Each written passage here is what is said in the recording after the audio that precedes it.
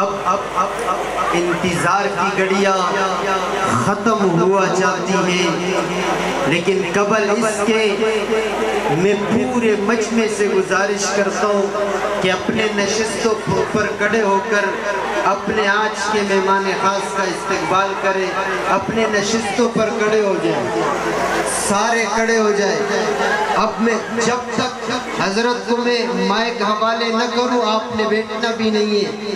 میں دعوت خطاب دے رہا ہوں، عالم با عمل، پیکر علم و عمل، داغی توحید و سنت، میرا علاقہ کا ایک نایاب ستارہ، ایک نایاب ہیرا، جن کو دیکھ کر کبھی شاعر بھی کہتا ہے کہ بلاغت جھومتی ہے، جن کے انداز تکلم پر، لب اعجاز پر وضاحت ان کی ناز کرتی ہے، اور نہیں ہے تیرا نشیبند قصر سلطانی کے گنبد پر، تو شاہین ہے، تو بسیرا کر پہاڑوں کی چٹانوں میں، اور شاعر مشرق سے حضرت کے لیے کچھ یوں ادار لے کے آیا ہوں کہ میرا دل کیوں نہ ہو قائل تیرے سحر لسانی کا، سنا ہے ہر طرف چرچا ہے تیرے جادو بیانی کا۔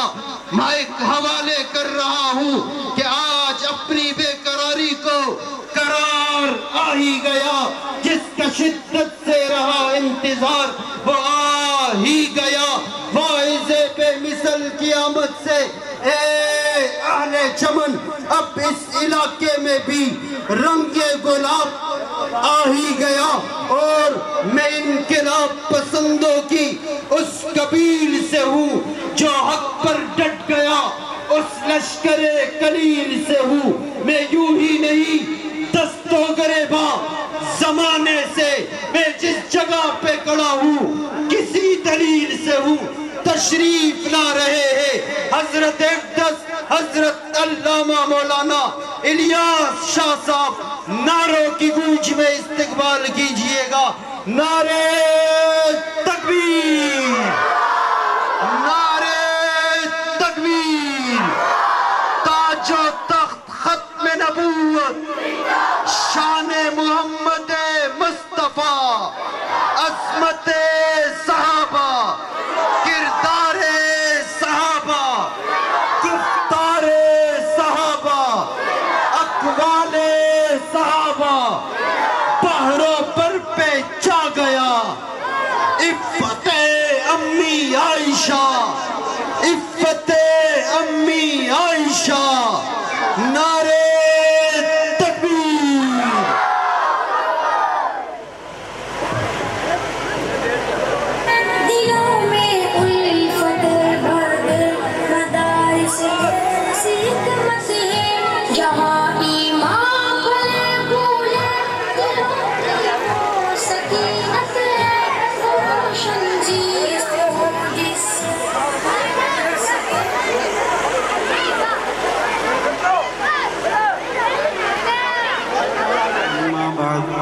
فأعوذ بالله من الشيطان الرجيم بسم الله الرحمن الرحيم قال الله تبارك وتعالى في القرآن المجيد والفرقان الحميد اقرأ باسم ربك الذي خلق خلق الإنسان من علق اقرأ وربك الأكرم الذي علم بالقلم علم الإنسان ما لم يعلم عن أبي هريرة رضي الله تعالى عنه قال قال رسول الله صلى الله عليه وسلم فضلت على الأنبياء بست أوتيت جوامع الكلم ونصرت بالرعب وأحلت لي الغنائم وجعلت لي الأرض مسجدا وطهورا وأرسلت إلى الخلق كافة وختم بي النبيون رواه الإمام الحمام المسلم في صحيح صدق الله العظيم رب اشرح لي صدري ويسر لي أمري واحلل عقدة من لساني يفقهوا قولي اللهم صل على سيدنا ومولانا محمد وعلى آل سیدنا و مولانا محمد وبارک وسلم ثم صلی علیہ۔ آپ کے اسٹیج سیکرٹری کا حسن ظن بہت زیادہ ہے، اللہ تعالیٰ انہیں جزائے خیر عطا فرمائے۔ مجھے معلوم ہے کہ میں کس قدر کم علم اور کوتاہیوں سے بھرا ہوا ہوں، اللہ تعالیٰ آپ کے حسن ظن میں اضافہ فرمائے۔ کرسیوں پر بٹھا کر تقریر یہ بہت مشکل کام ہے۔ آپ حضرات کرسیوں پر بیٹھے ہوئے ہیں ماشاءاللہ، اور کرسی پر بیٹھنے والا بولے یہ بہت مشکل بات ہے، اور یہ جو درمیان میں اتنا فاصلہ ہے اللہ تعالیٰ ان فاصلوں کو کم فرمائے۔ ویسے بھی امت میں اب بہت فاصلے پیدا ہوتے جا رہے ہیں، محبتیں کم ہیں اور فاصلے زیادہ ہیں۔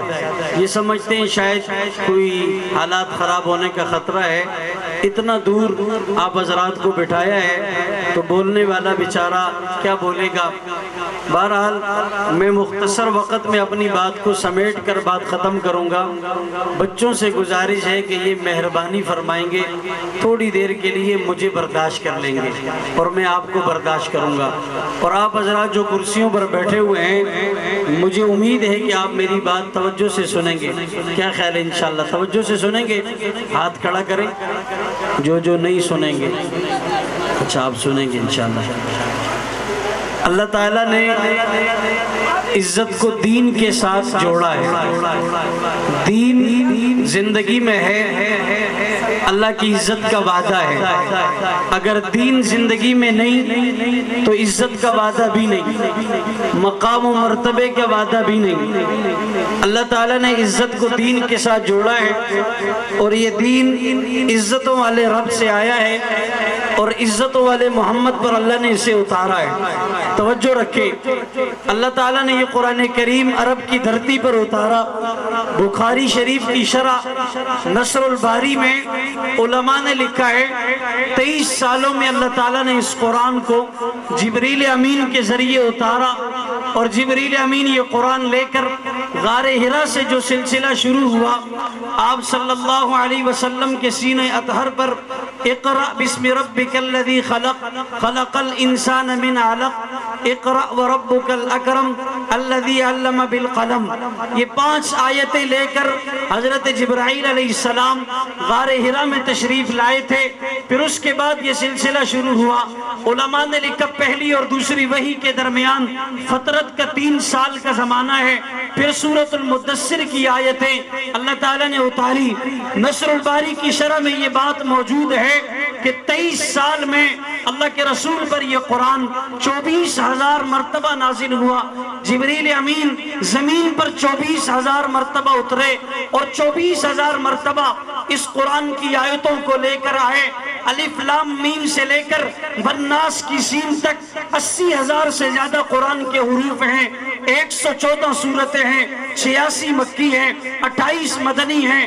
ان 114 سورتوں میں اللہ نے 6 مضمون وضاحت کے ساتھ بیان فرمائے ہیں: توحید، رسالت، قیامت، پچھلے لوگوں میں کامیاب ہونے والوں کا تذکرہ، پچھلے لوگوں میں ناکام ہونے والوں کا تذکرہ، احکامات۔ یہ 6 باتیں اللہ نے پورے قرآن میں بیان فرمائی ہیں۔ علماء موجود ہیں، 500 آیتیں قرآن کی ایسی ہیں جس میں احکامات ہیں۔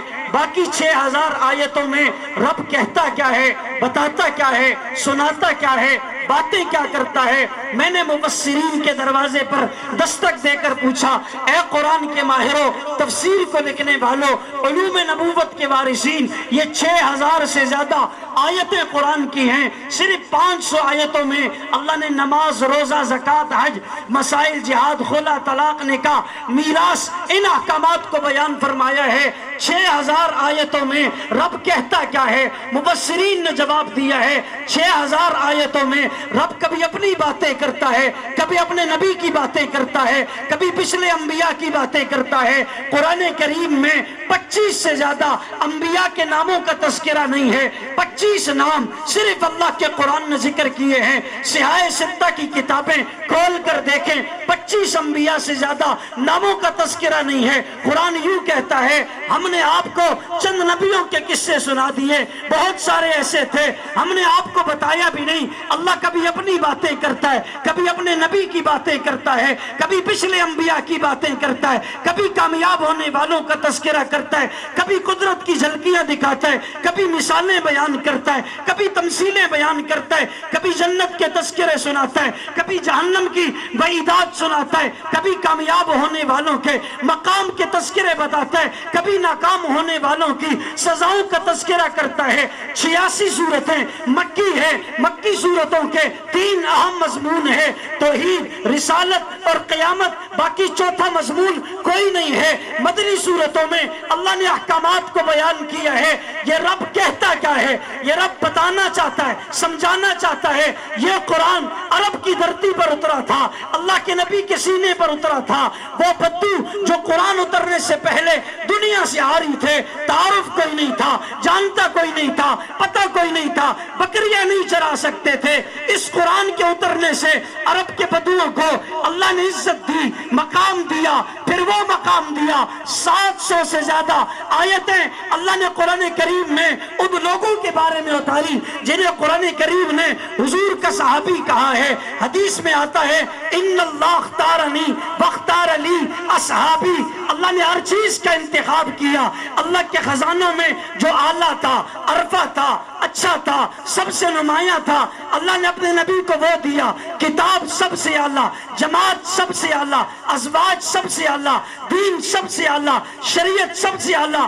وہ عرب کے بدو جنہیں جانتا کوئی نہیں تھا، جن کا تعارف کوئی نہیں تھا، اس قرآن سے جڑنے سے چلتے زمین پر تھے، ان کے قدموں کی آہٹ جنت میں سنائی دیتی تھی۔ عزت اللہ نے دین سے جوڑی ہے، عزت کو اللہ نے قرآن سے جوڑا ہے۔ بخاری شریف کی روایت ہے، حضرت عبداللہ ابن مسعود فرماتے ہیں اللہ کے رسول صلی اللہ علیہ وسلم نے مجھے کہا اے عبداللہ میں آپ سے قرآن سننا چاہتا ہوں۔ عبداللہ ابن مسعود کہتے ہیں میں نے کہا یا رسول اللہ قرآن آپ پر اترا ہے، آپ امام الانبیاء ہیں، آپ قرآن سننا چاہتے ہیں؟ عبداللہ ابن مسعود کہتے ہیں ہاں حضور نے مجھے کہا، میں آج کسی اور سے سننا چاہتا ہوں۔ عبداللہ ابن مسعود نے قرآن کی تلاوت شروع کی اور 5ویں سپارے میں سورۃ النساء کی آیاتیں پڑھتے گئے۔ حضرت عبداللہ ابن مسعود کہتے ہیں حضور علیہ السلام ان آیات پر پہنچے جس کا ترجمہ یہ تھا ہر نبی پر ایک گواہ ہے اور ہم نے آپ کو باقی امتوں پر گواہ بنایا ہے۔ حضور سنتے گئے، آنکھوں سے آنسو کی لڑیاں جاری ہوتی گئی۔ بخاری میں موجود ہے حضرت ابو بکر صدیق رضی اللہ تعالی عنہ کان رجلا بکان، قرآن کریم کو پڑھتے تھے، بہت زیادہ رویا کرتے تھے۔ علماء نے لکھا حضرت قاسم حضرت عائشہ سے ملاقات کے لیے گھر میں داخل ہوئے، دیکھا حضرت عائشہ نماز پڑھ رہی ہیں، تلاوت کر رہی ہیں، تلاوت کے اندر نوافل میں مصروف ہیں، لمبی رکعت ہے، کافی دیر گزر گئی، رکوع نہیں کرتی۔ کہتے میں نے کانوں سے سنا حضرت عائشہ قرآن کی تلاوت کر رہی تھی، ان آیات پر پہنچی تھی فمن اللہ علینا ووقانا عذاب السموم، جس کا ترجمے کا خلاصہ یہ ہے اے اللہ قیامت کے دن جہنم کے عذاب، جہنم کی کھائی، جہنم کی تپش سے تیرا فضل روک سکتا ہے۔ یہ وہ عائشہ ہے جس کے بستر پر قرآن اتر رہا ہے، یہ وہ عائشہ ہے بخاری کی روایت کے مطابق جس کی صورت اللہ کو اللہ تعالیٰ نے جبرائیل امین کے ذریعے حضور علیہ السلام کو آئینے میں دکھائی گئی تھی۔ یہ وہ عائشہ ہے جس کی تہمت لگنے پر 10 آیتیں سورۃ النور کی اللہ قرآن بنا کر اتار رہا ہے۔ یہ وہ عائشہ ہے جسے نبی پیار سے حمیرہ کہہ کر پکارتے تھے۔ یہ وہ عائشہ ہے جو حضرت فاطمہ کی ماں ہے، جو جنتی عورتوں کی سردار ہے۔ یہ وہ عائشہ ہے جس کی تاخیر کی وجہ سے اللہ نے تیمم کا مسئلہ آسمانوں سے اتارا تھا۔ اس امت کو تیمم کا مسئلہ ملا تھا، رو رہی ہے، تڑپ رہی ہے، کس بات پر؟ قرآن پڑھتی جا رہی ہیں، روتی جا رہی ہیں، آنسو بہاتی جا رہی ہیں۔ عائشہ، آج کی عائشہ کا کردار کیا ہے؟ ساری رات موبائل میں غرق ہیں۔ حضرت فاطمہ کے متعلق علماء نے کتابوں میں لکھا سردی کی لمبی رات ہے، صحابہ سردی کا استقبال کرتے تھے، صحابیات سردی کا استقبال کرتی تھی۔ آج سردی آئی بھی چلی بھی گئی عبداللہ ابن مسعود رضی اللہ عنہ جن کے بارے میں آتا ہے آپ نے 6 نمبر پر کلمہ پڑھا اور مسلمان ہوئے. روایات کے الفاظ ہیں اللہ کے نبی نے کہا روایت میری ہو تشریح عبداللہ ابن مسعود کی ہو, جب آپ جنات کو دعوت دینے کے لیے جا رہے تھے تو صاحب ہدایہ بھی اسی روایت کو نقل کرتے ہیں. آپ نے کہا آج سب سے بڑا عاجز میرے ساتھ دعوت دینے کے لیے جائے گا. مکے کا سب سے بڑا عاجز عبداللہ ابن مسعود تھا. حضور علیہ السلام کے ساتھ دعوت دینے کے لیے جنات کی جماعت کو گئے ہیں. وہ کہتے تھے مرحبا بالشتاء مرحبا بالشتاء, ویلکم, سردی آ گئی. آج ہمارے ہاں سردی آتی ہے لوگ کہتے ہیں نئے کپڑے بنائیں گے, شوز خریدیں گے, مری کا چکر لگائیں گے, جا کر برف دیکھیں گے. عبداللہ ابن مسعود سے کسی نے پوچھا سردی کا استقبال کرتے ہیں؟ کہتے ہیں ہاں سردی کا استقبال اس لیے کر رہا ہوں, راتیں لمبی ہیں, دن چھوٹے ہیں, رات کو اللہ کا قرآن کھڑے ہو کر رب کو سناؤں گا, اللہ اپنا قرآن سنے گا, رب بھی خوش ہوگا, رب کو باتیں کروں گا, باتیں کرنے میں مزہ آئے گا. دن چھوٹے ہیں, روزہ رکھنے کا مزہ آئے گا. یہ فاطمہ سردی کی لمبی راتوں میں جس کے بارے میں اللہ کے رسول نے فرمایا فضائل فاطمہ رضی اللہ تعالی عنہ میں مناقب فاطمہ روایت موجود ہے. اللہ کے رسول نے کہا فاطمہ میرے جسم کا ٹکڑا ہے, بضعۃ منی, فاطمہ میرے جسم کا ٹکڑا ہے. جس نے اسے تکلیف پہنچائی اس نے مجھے تکلیف پہنچائی. سردی کی لمبی رات ہے اور فاطمہ مصلی پر ہے, اذان فجر ہونے کو ہے, مؤذن کہتا ہے اللہ اکبر. ادھر سے فاطمہ نے سلام مکمل کیا اور اللہ کے حضور ایک شکوہ کیا. کیا کیا بھائی؟ بولو بھائی زور سے آپ کی آواز نہیں آئی. کیا کیا؟ شکوہ. آج ہمارے بھی شکوے, بجلی کا بل بھرنا ہے, گیس کا بل بھرنا ہے, کمیٹی دینی ہے, قسطیں دینی ہے, مکان کا فلاں مسئلہ, مینٹیننس کا مسئلہ, گاڑی کی ٹویننگ کا مسئلہ, یہ سارے پرچیاں ہمارے سامنے. حضرت فاطمہ اللہ سے کہہ رہی یا اللہ رکھتے اتنی چھوٹی ہیں, فاطمہ کے ابھی 2 رکعتیں مکمل نہیں ہوئی کہ ابھی صبح کا سورج طلوع ہو رہا ہے. آج ہمارے ہاں کیا ہے, اتوار کی رات تو سوتے ہی صبح 4 بجے کہتے صبح اتوار دی پریدہ مڑا وگورو, دیکھیں گے صبح اتوار ہے, لمبے پیروں 2 بجے تک ماشاءاللہ. جن گھروں میں 2 بجے کھانا کھایا جائے, ناشتہ کیا جائے, کبھی فاسٹ ہو رہا ہے, کبھی ڈنر ہو رہا ہے, کبھی ناشتہ ہو رہا ہے, کبھی لنچ ہو رہا ہے. حضرت عروہ رضی اللہ تعالیٰ عنہ فرمانے لگے جس قوم کو شکست دینا چاہتے ہو اسے صبح دیر تک سونے کا عادی کرو.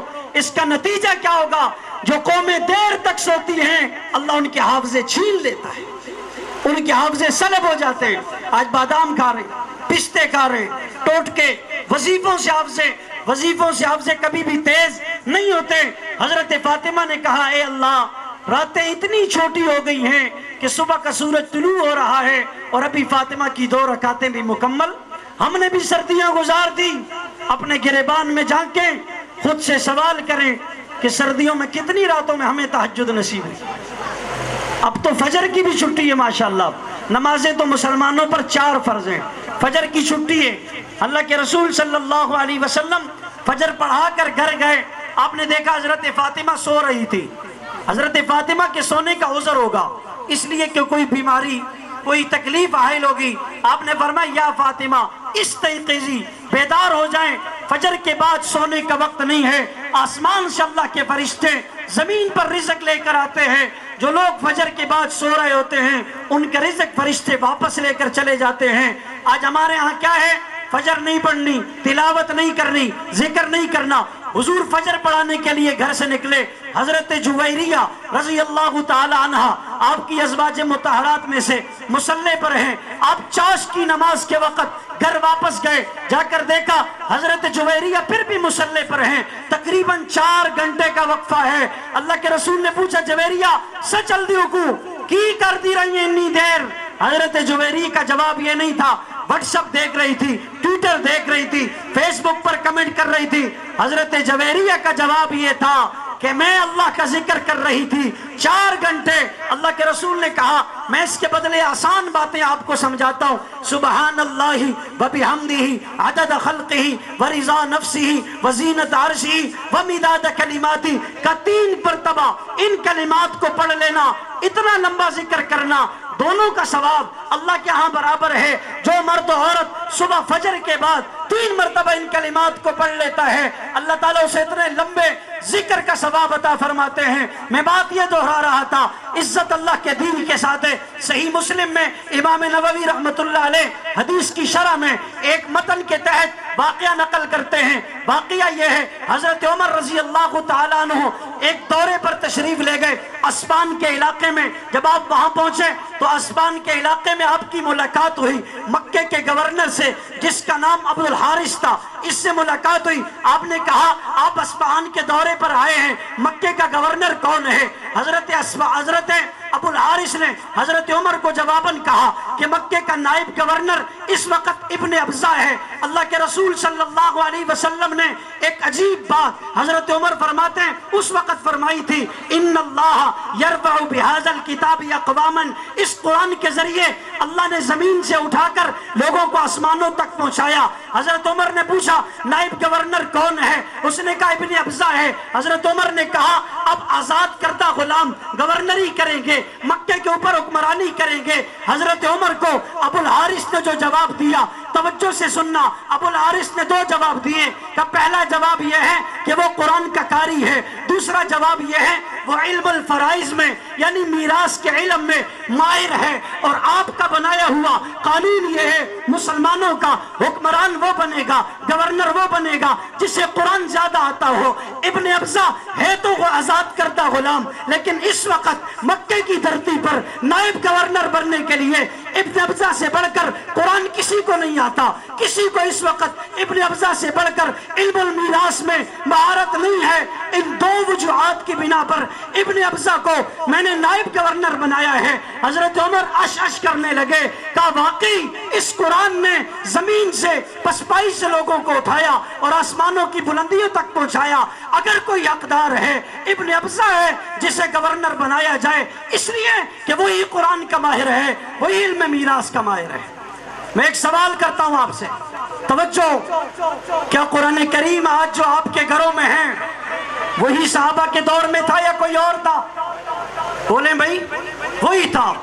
مدد وہ نہیں، نصرت وہ نہیں، ہمارے نظام، ہمارے گھروں کے معاملات وہ نہیں۔ اس کی وجہ یہ ہے جس دور پہ نازاں تھی دنیا، اب ہم وہ زمانہ بھول گئے، اوروں کو جگانا یاد رہا، خودوش میں آنا بھول گئے۔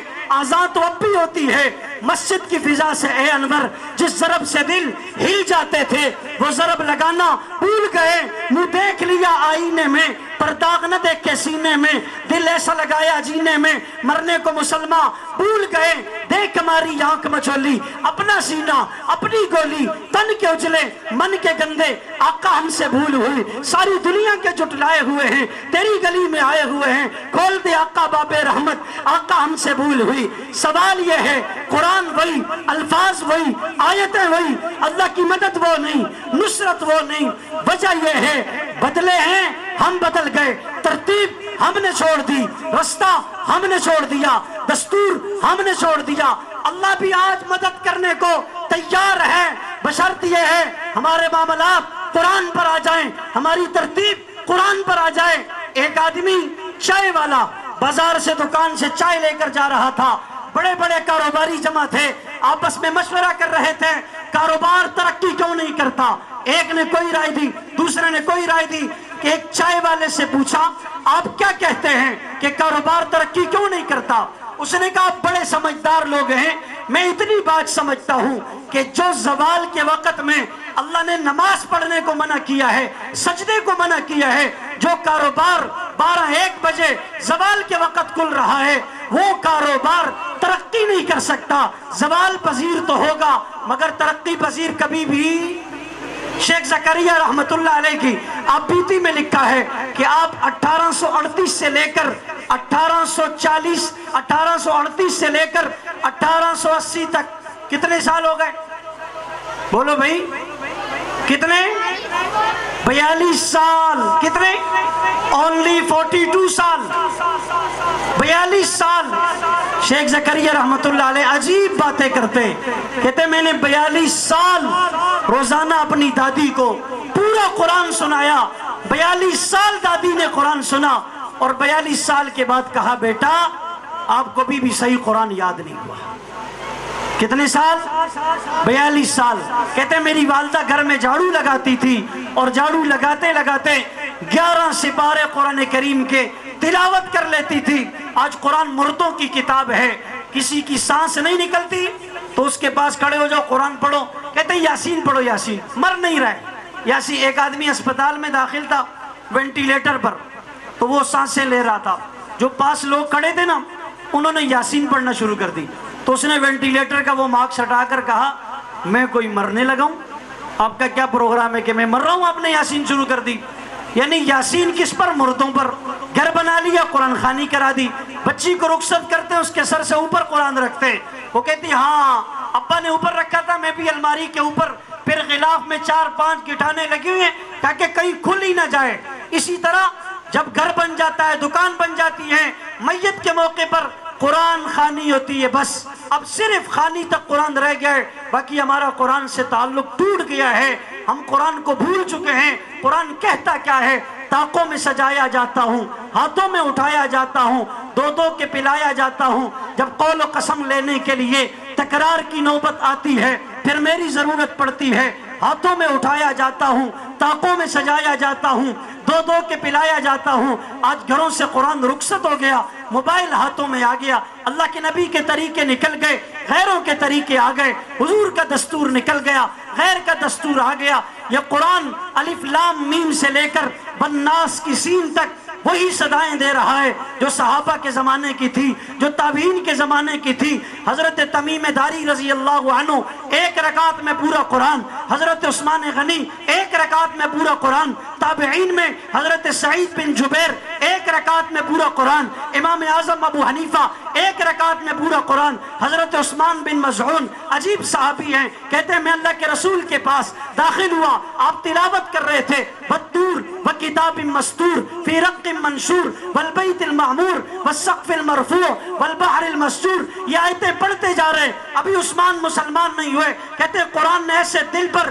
اثر انداز کیا، ایسے اثر انداز ہوا، میں نے آگے بڑھ کر کہا اے اللہ کے رسول ہاتھ آگے بڑھائیں، میں کلمہ پڑھ کر مسلمان ہونا چاہتا ہوں. ایک صحابی آئے، آ کر کہنے لگے ابھی کلمہ نہیں پڑھا یا رسول اللہ، قرآن میں ایک آیت ہے جو پورا دین بتائے، پورے دین کا نقشہ بتائے. مفسرین نے لکھا ہے یہ قرآن کی جامع آیت ہے. قرآن کی جامع آیت اس کو کہا جاتا ہے. حضور نے کہا ہاں ایک آیت ہے جس میں پورا دین، پورے دین کا نقشہ. ان اللہ یأمر بالعدل والاحسان وایتاء ذی القربى وینہی عن الفحشاء والمنکر. وہ عربی جانتا تھا، عربی کی فصاحت جانتا تھا. اس نے کہا اللہ کے رسول اتنا جامع خطاب قرآن سے بڑھ کر اور کوئی نہیں کر سکتا. ہاتھ آگے بڑھایا، کہنے لگے میں گواہی دیتا ہوں اشہد ان لا الہ الا اللہ واشہد انک محمدا عبدہ ورسولہ. عربی کا ایک شاعر راستے سے گزر رہا تھا، اللہ کے نبی نے یہ آیت پڑھی فاصدع بما تؤمر. وہ سجدے میں گر پڑا. لوگوں نے سوال کیا سجدہ کیوں کرتے ہو؟ ریزن کیا ہے؟ سبب کیا ہے؟ وجہ کیا ہے؟ سجدہ کرنے کی کوئی وجہ نہیں، ریزن کوئی نہیں. اس نے کہا میں عربی کا شاعر ہوں، بلاغت سے کتابیں لکھی، فساد سے کتابیں بھر دی.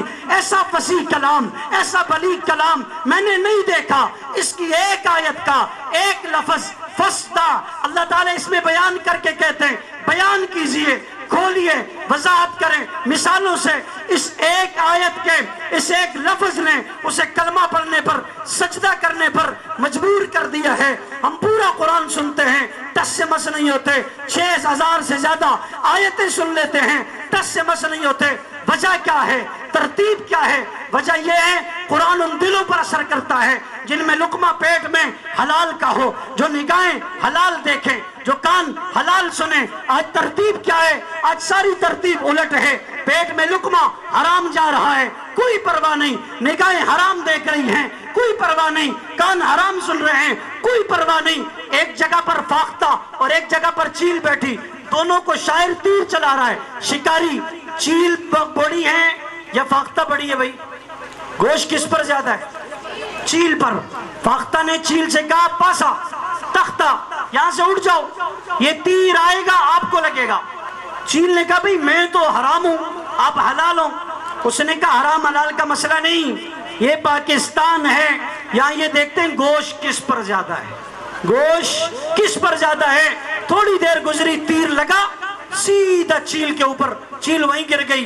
फाख्ता ने कहा माता तवेली नो, मैं तेनू दसिया नहीं सी कि ये तीर तुझे ही लगेगा, इसलिए कि ये पाकिस्तान है। अल निज़ाम कल उलट फिल पाकिस्तान, इसमें सारा निज़ाम उलट है, हलाल हराम की कोई तमीज नहीं है। यहाँ सिर्फ और सिर्फ पैसा चलता है, पैसा देखा जाता है, ज्यादा कहाँ से आता है। हलाल हराम का कोई इतना खास मसला नहीं है। यहाँ हराम भी बताते हैं, साथ में फतवा भी बता देते हैं, बाद में तौबा कर लेना, कोई इतना बड़ा मसले वाली बात नहीं है। कुरान तब असर करेगा जब पेट में लुकमा किसका होगा भाई? हलाल का होगा, हलाल का होगा। पेट में लुकमा हराम का होगा, एक जर्रा भी कुरान असर नहीं करेगा। अल्लामा इब्न सिरीन रहमतुल्लाह अलैह के मुतालिक एक किताब में वाक़या लिखा, आपने 40,000 दिरहम का तेल खरीदा जैतून का, उसमें चूहा गिर गया, एक किनारे पर चूहा गिरा। आपने अपने खादिमों से कहा सारा तेल गिरा दो। खादिमीन ने कहा हजरत चूहा एक साइड पर गिरा है, हम एक साइड से तेल गिरा देते हैं, सारा तेल गिराने का क्या मकसद है? आपने कहा ये चूहा जहरीला जानवर है, मालूम नहीं है ये जहर कहां तक सरायत कर चुका है, सारे को गिरा दिया जाए। आज का कोई ताजर होता वो कहता पहले तो इस खबर को छुपाओ, दूसरा इस चूहे को भी नचोड़ो कि इसने भी कुछ तेल पी लिया है, इसको भी क्या करो, इसको भी मशीन में डालो, इसके पास जो तेल गया पहले वो भी निकालो। आपने सारा तेल गिरा दिया। खादिमीन ने कहा अजीब लोग हैं, अल्लाह ने उसके बदले में आपको ऐसा नवाजा, आप इतने बड़े वक्त के इमाम भी बने कि ख्वाब की ताबीर का फन, इमाम आजम अबू हनीफा रहमतुल्लाह अलैह जैसा शख्स आपसे ख्वाब की ताबीर पूछते हैं। किताबों में लिखा है कि आपके माल से लाखों रुपए महाना सदका होते थे, फुकरा और मसाकीन को हदिया दिया जाता था। इमाम अहमद बिन हम्बल रहमतुल्लाह अलैह के मुतालिक उलमा ने किताबों में लिखा, आपका बेटा अब्दुल्ला वो सरकारी मुलाजिम था, बैतुल माल से उसे वजीफा मिलता, आपने उसके घर कभी खाना नहीं खाया, इसलिए कि ये सरकारी वजीफा है, पता नहीं नौकरी पूरी है या नहीं है, वक्त पूरा देते हैं कि नहीं देते। एक दिन इमाम अहमद बिन हम्बल रहमतुल्लाह अलैह घर में मौजूद थे, खाने के तंदूर को खादिम ने जलाया, तंदूर ठंडा हो गया। तवज्जो से दिल के कानों से ये बात सुनना, खब्बास भी और अवाम भी, हजरत के खादिम ने वो रोटियां बेटे के तंदूर में पकाई, आपके पास रोटियां लाई गई, कैसे कहाँ पकाया? का अब्दुल्ला के तंदूर पर पकाया, कैसे ले जाओ, ले जाकर सदका कर दो। इमाम आजम इमाम अहमद बिन हम्बल एक जुमला साथ में फरमाने लगे, का ये कह देना कि सदका इसलिए कर रहा हूं, अहमद बिन हम्बल इसे नहीं खाते, तुम खाते हो, तुम्हारी मर्जी है, ये मुश्तबे माल है। उस दौर के फकीर भी इतने अल्लाह से डरते थे कि मुश्तबे माल को हाथ नहीं लगाते थे। इमाम अहमद बिन हम्बल का भेजा हुआ माल किसी फकीर ने नहीं लिया। अब रमजान आएगा ना, बेवाएं ज़कात लेंगी, 5 तोले सोना रख कर, जी लाखों रुपए की मालियत का सोना है, जुख बेवा यमा, मैं बेवा हो गई हूँ बदकिस्मती से, अब ये भी एक ट्रेंड चल चुका है, अब इसे ज़कात दो। मुफ्तियान बैठे, इनसे पूछ लो कि आप ज़कात देने से पहले सिर्फ बेवा का ठप्पा नहीं देखो, ये देखो कि मुस्तहिक भी है या नहीं है। 5 तोला सोना है और मैं बेवा हूँ। एक आदमी ने एक मौलाना साहब से कहा मेरी तनख्वाह 1 लाख है, लेकिन उसमें इतना मसला हल नहीं होता, आपकी तनख्वाह 10,000, इसमें बड़ी बरकत है। मौलाना साहब ने कहा हाँ हाँ ऐसा करो, वो 1 लाख आप मुझे दे दो, बरकत वाली मेरी 10,000 आप ले जाओ। तो ये पहले 5 तोले सोना वापस करो, फिर आप ज़कात के मुस्तहिक बन जाओगे। तो अर्ज करने का मकसद ये है, उस दौर के फकीर भी अल्लाह से डरते थे, लेकिन आज का पढ़ा लिखा भी अल्लाह से कहता है रगड़ा ला दो हरशानो, कोई मसला नहीं, वे की जाएगी, बाद में देखेंगे। वो फकीरों ने उस रोटियों को नहीं खाया। किताबों में उलमा ने लिखा वो रोटियां ले जाकर दरियाए दजला में फेंक दी गई। मुल्ला अली कारी रहमतुल्लाह अलैह इस वाक़े के इशारे हैं। हजरत ये लिखते हैं कि उसके बाद जिंदगी भर इमाम अहमद बिन हम्बल रहमतुल्लाह अलैह ने मछली नहीं खाई, इसलिए कि इन मछली के पेट में कहीं ये रोटियों के जर्रात न गए हों। मुझे मालूम नहीं कहीं ये वो मछली तो नहीं है जो मेरे पेट में आ जाए और नूरानियत खत्म हो जाए, नूर खत्म हो जाए, विजदानी कैफियत खत्म हो जाए। आज हर शख्स का सवाल ये है कि कुरान पढ़ते हैं मजा नहीं आता, नमाज पढ़ते हैं मजा नहीं आता। उसकी बुनियादी वजह यह है हमारी जिंदगियों में इन चीज को कोई अहमियत हासिल नहीं है, हमारी जिंदगी में इस बात का कोई तसव्वुर नहीं है। इस सारी बात का खुलासा यह है हम कुरान से जुड़ेंगे, इज्जतें हमारा मुकद्दर बनेगी, غریب کی اولاد کو اللہ آسمانوں تک پہنچائے گا، مالدار قرآن سے دور ہوگا اللہ ذلیل و رسوا کر دے گا، نام و نشان سب ہستی سے مٹ جائے گا، حلال کو اپنائیں گے اللہ آپ کے مال میں جان میں برکت دے گا۔ اللہ کے رسول راستے سے گزر رہے تھے، شمائل کے اندر روایت ہے ایک مزدور سے آپ نے ہاتھ ملایا، ہاتھ بڑے سخت تھے، آپ نے کہا اے ساتھی کیا ہوا ہاتھ بڑے سخت ہیں؟ اس نے کہا یا رسول اللہ کار تے ڈیر گران دے، مشکل کام کرتا ہوں، ہاتھ سخت ہیں۔ آپ نے حوصلہ دے کر کہا الکاسب حبیب اللہ، ہاتھ سے کمانے والا، حلال کمانے والا اللہ کا دوست ہوا کرتا ہے، حلال کمانے والا اللہ کا ساتھی ہوتا ہے، اس کے ساتھ اللہ کی مدد ہوتی ہے۔